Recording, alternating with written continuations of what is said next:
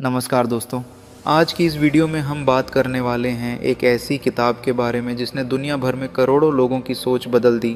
The secret, जिसे लिखा है रोंडा बर्न ने।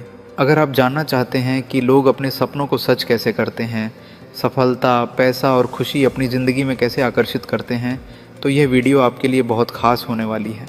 दोस्तों, इस किताब का सबसे बड़ा कॉन्सेप्ट है लॉ ऑफ अट्रैक्शन, यानी आकर्षण का नियम। इसका मतलब है कि आप जैसा सोचते हैं वैसा ही अपने जीवन में आकर्षित करते हैं। अगर आप हमेशा सकारात्मक सोचते हैं, अपने लक्ष्य को साफ साफ अपने दिमाग में देखते हैं, तो धीरे धीरे वही चीज़ें आपकी ज़िंदगी में आने लगती हैं। अब इसे थोड़ा आसान भाषा में समझते हैं।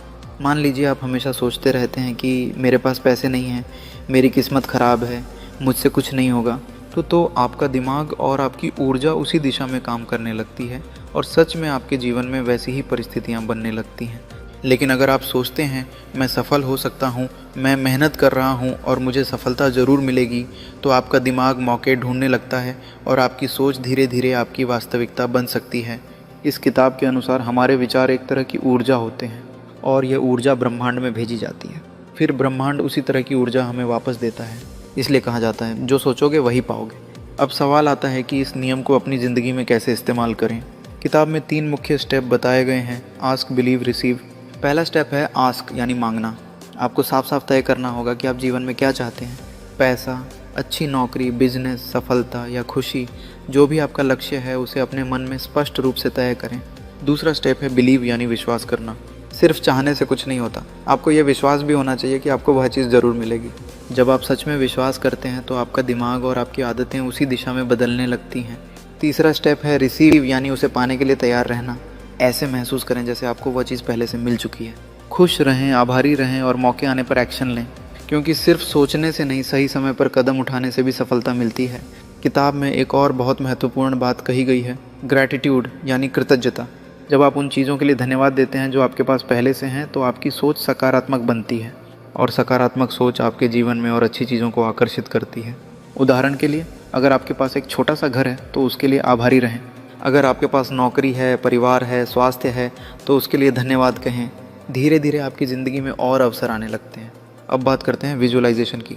इसका मतलब है कि आप अपने सपनों को अपने दिमाग में देखना शुरू करें, जैसे कि आपने अपना लक्ष्य पहले ही हासिल कर लिया है।